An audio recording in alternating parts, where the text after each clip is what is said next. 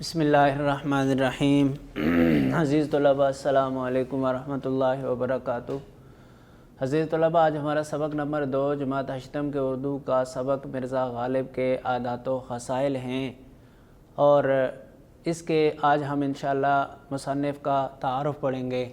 عام طور پر ہوتا بھی ایسا ہے کہ یہ جو ٹیکسٹ بک ہے اردو کی، اس کی تدریس کے حوالے سے اگر بات کی جائے تو اسباق ہوں یا نظمیں اور غزلیں، سب سے پہلے ہم شاعر یا مصنف کا تعارف، اس کا تذکرہ کرتے ہیں مختصر، اور اس کے بعد پھر ہم بلند خوانی کرتے ہیں، پھر اس کا خلاصہ، پھر اس کے پیراگراف کی تشریح، اور اس کے بعد پھر ہم مشق کی طرف آتے ہیں۔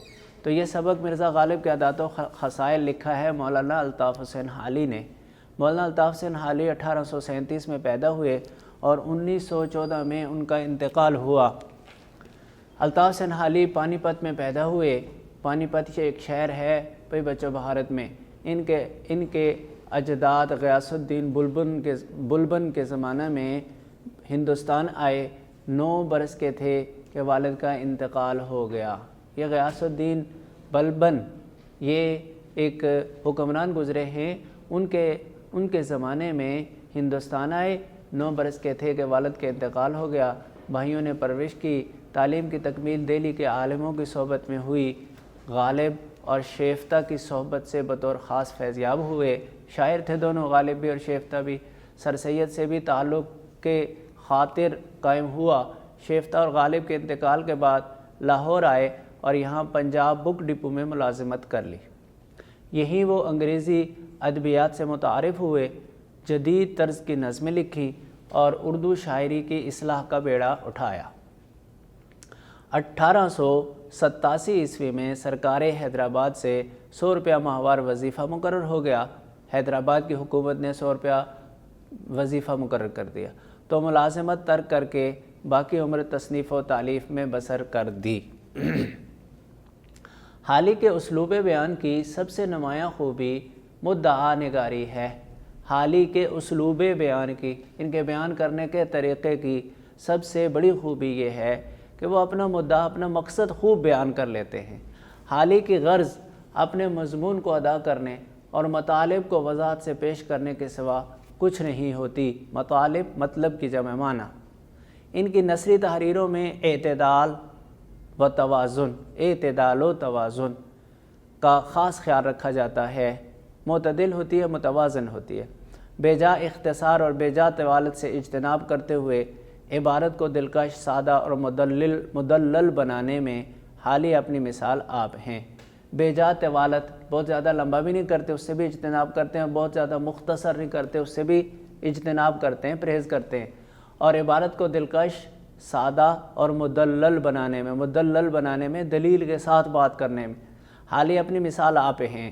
وہ ہر بات کو سنجیدگی اور عقلیت کے ترازو میں تولتے ہیں۔ سنجیدگی اور عقلیت، مزاح کی طرف بھی نہیں لے کر جاتے اور عقل کے ترازو میں اسے تولتے ہیں، اور تخیل اور جذبات سے دور رکھتے ہیں۔ تخیل اور جذبات، محض تصورات اور میں آ کر بھی بات نہیں کرتے اور جذبات میں آ کر بھی بات نہیں کرتے، سنجیدہ رہ کر بات کرتے ہیں۔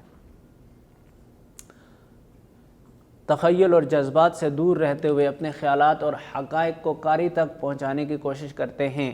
حقائق حقیقت کی جمع ہے، اور قاری تک پہنچانے کی کوشش کرتے ہیں۔ قاری 2 ہوتے ہوئے بچوں، ایک قاری ہوتا ہے جس کی جمع قراء ہے، ایک قاری وہ جس کی جمع قارئین ہے۔ قاری قرآن کے پڑھنے والے قاری، اس کی جمع ہے قراء، اور عام پڑھنے والا قاری اس کی جمع ہے قارئین، تک پہنچانے کی کوشش کرتے ہیں۔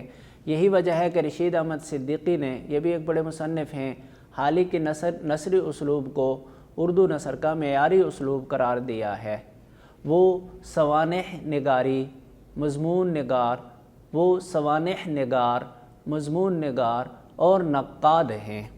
سوانح نگار، کسی کے حالات کا لکھنا، سوانح عمری کہتے ہیں نا، کسی کے حالات کا، زندگی کے بارے میں لکھنا، سوانح نگار۔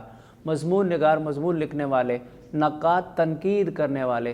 تنقید کہتے ہیں کسی چیز کے مثبت اور منفی پہلوؤں کو بیان کرنا، کسی بھی تحریر یا تقریر کے مثبت اور منفی پہلوؤں کا بیان کرنا یہ تنقید کہلاتا ہے، اور جو آدمی ایسا کرتا ہے اسے نقاد کہتے ہیں۔ سر سید کے قریبی اور بااعتماد ساتھیوں میں تھے۔ ان کی مشہور کتابوں میں حیات جاوید، یادگار غالب، حیات سعدی، مقدمہ شعر و شاعری اور مد و جزر اسلام شامل ہیں۔ یہ جو مد و جزر اسلام آخر و ذکر کتاب جس کا ذکر آخر میں کیا گیا، یعنی مد و جزر اسلام، اس کو مسدس حالی کہتے ہیں۔ یہ مسدس حالی کے نام سے بے حد مقبول ہوئی۔ مقدمہ شعر و شاعری جو دراصل ان کے دیوان کا طویل دیباچہ پس منظر ہے، جدید اردو تنقید کا نقطۂ آغاز ہے۔ جدید اردو تنقید کا نقطۂ آغاز ہے، یعنی اردو میں تنقیدی جو مضمون جدید انداز میں لکھا گیا اس کا آغاز اسی سے، یعنی یوں سمجھا جائے کہ یہ اس کی پہلی سیڑھی ہے، اس کا پہلا سٹیپ ہے، نقطۂ آغاز ہے۔ تو بھائی بچوں، یہ ہیں حالی، الطاف حسین حالی، ان کے بارے میں آپ نے موٹی موٹی باتیں پڑھی۔ اچھا بھی بچوں، بہت زیادہ طوالت میں جانے کا نہ وقت ہوتا ہے ہمارے پاس اور نہ ہی آپ جائیں گے، بلکہ موٹی موٹی باتیں جو کتاب والوں نے لکھی انہی کو آپ نے ذہن میں رکھتے ہوئے اس کو لے کر چلنا ہے، کیونکہ ان میں سے آتے ایم سی کیوز تاریخ پیدائش وفات اور تصنیفات اور نمایاں کوئی کارکردگی ہے تو اس کے بارے میں۔ اب جیسے مولانا الطاف حسین حالی ہیں تو تاریخ پیدائش وفات آپ نے دیکھ لی کہ 1837 میں پیدا، 1914 میں انتقال ہو گیا۔ پیدا کہاں ہوئے؟ پانی پت میں، اور اس کے